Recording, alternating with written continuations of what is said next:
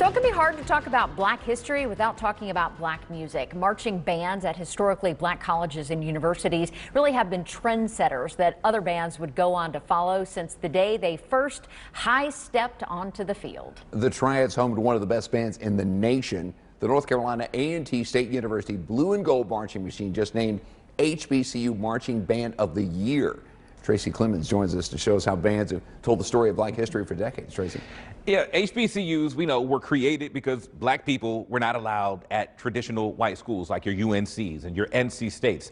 They have produced leaders that we learn about all year round in history class. And since the early 1900s, HBCUs have come with a certain sound, from providing the soundtrack of the civil rights struggle to songs of celebration that really hype crowds of all ages.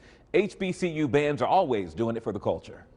Well, when you think about the HBCU culture, the HBCU schools, just the atmosphere of an HBCU, you automatically think about the band. Assistant Director Dr. Lamont Lawhorn breaks it down like this. The band serves as an ambassador for the school, a moving, grooving, and high-stepping recruiting billboard. At most schools, people leave at halftime of football games, but at HBCUs, everybody comes to the halftime of football games. So the culture of an HBCU literally revolves around the music and the band. So I would definitely say the band is the heartbeat of the campus.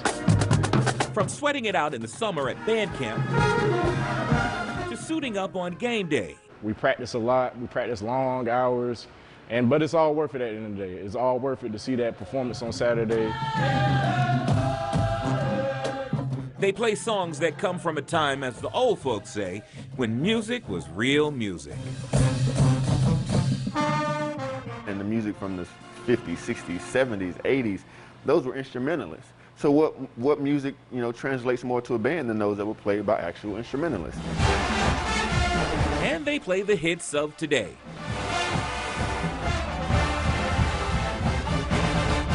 You hear popular songs on campus and students are jamming to them and having a good time. The band ends up playing them at games and football games or pep bands at basketball games, and it just creates that atmosphere that everybody looks for of HBCUs. The story of black history runs largely through HBCUs.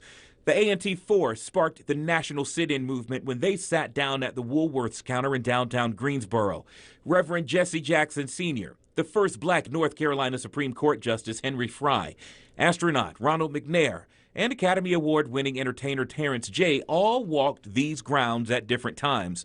One thing their time here had in common: the sounds and beats of the Blue and Gold Marching Machine. That history is not lost on drum major Miles Nooks. I know that Black History Month is a great time, and it's really time for us to hone in on our traditions and our culture and the things that make us African Americans, the things that make us proud. This band is one thing that makes me proud. Including his own band director from E.E. Smith High School in Fayetteville. My band director was a graduate of North Carolina A&T State University. He also played in the band and was a drum major of the band. So I used to always hear these great stories about him and his times and being in the Blue and Gold Marching Machine and how much fun he had. For me to actually come here and do like some of the same things he did, become a drum major and lead on the highest level, it was just amazing for me to just actually get that opportunity. An opportunity to keep this history marching on.